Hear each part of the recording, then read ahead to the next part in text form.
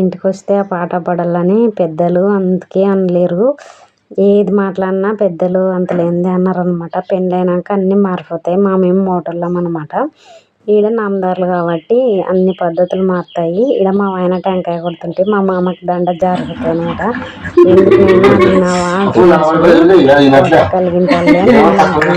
Quarter already తెచ్చినాడు మా ఆయన. బీడీలు, సీక్రెటు, కోటరు, మటను, రొట్టెలు అన్నీ తినేటి వల్ల పెట్టినాం అనమాట. పెట్టాలి అట్లా పద్ధతి. మా మామకి బట్టలు, మా మామ వాళ్ళ అమ్మకి ముసలమ్మకి చీర అనమాట. వాళ్ళ నాయనమ్మకి పెట్టుకుంటాడు.